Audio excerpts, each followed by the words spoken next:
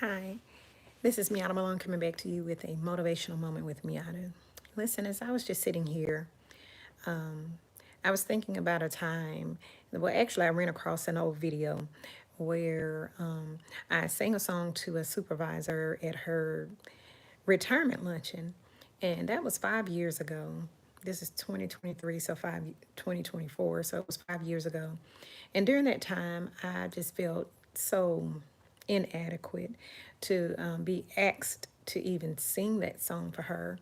It was totally, like I thought, 1,000% out of my comfort zone. Um, I worked in a school at the time. She was an administrator, and the person who kind of put me up to it or coerced it to happen was the custodial professional that would come into the room and clean the room, and she would just hear me at the end of the day in my worship zone, because when you're working in schools, you have to find a reason to laugh sometimes, and you have to worship if you want to stay strong. So I'll be cleaning my room and preparing for my next day. And little did I know how much she was paying attention, because I just be in my own little zone. But she was paying attention as I would just sing worship in my room. And it didn't mean a lot, to me. Well, it meant a lot to me, but not a lot for anybody to hear it. You know what I'm saying? And so when I was requested, they just over the years, I've always felt that others felt that I couldn't sing. I knew that I was called to worship. I knew that I was called to sing. But, I always allowed a different atmosphere to create a scenario, a narrative in my mind that was a lie, right? And, but I allowed that, so I take ownership of it. But I knew in the moment that I was requested to do this thing, that it was God. I knew that God was calling me to do it. I knew that He was providing the opportunity, not for me, but to move through me, to be a blessing to someone else.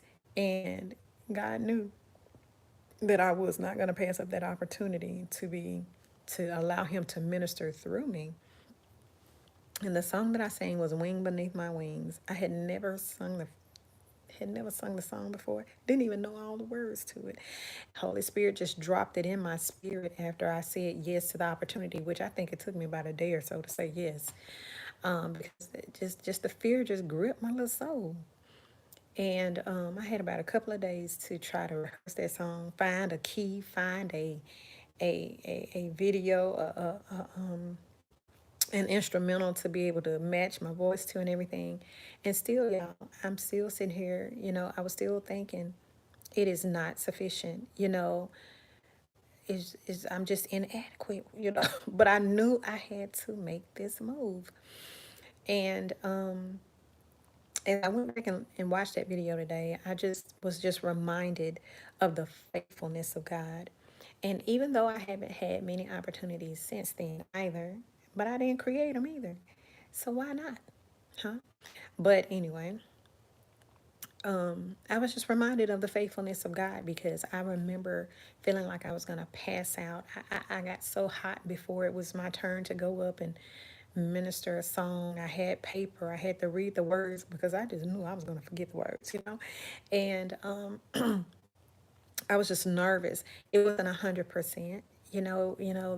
The notes and everything, but God, when I opened my mouth, He filled it. He helped me through that thing. And it was like giving birth. And that's what I wanted to talk to you about today. It was like giving birth to ministry, giving birth to a call, and pushing past that fear. I had to push it out. And when you're giving birth, it's messy. I don't even think I had a smile on my face. It was just hard. And I felt like I was going to choke. I just, it was the worst thing ever, but the best thing ever. But the best thing ever. You know, But I said that to say this: don't wait too late to give birth to what God has put in you. Don't allow people around you to make you feel as though the gift that you have on the inside, the ministry you have on the inside, the business you have on the inside, the idea you have on the inside, the book you have on the inside is insignificant. Because if God has given it to you, it is very, very significant. It is relevant for this time and this season. And don't allow your atmosphere to project on you. And that atmosphere, what I'm learning, it comes from within. It comes from within. Don't allow the atmosphere of your mind to lie to you and cause you to believe that you're not worthy of the very idea that God put in you.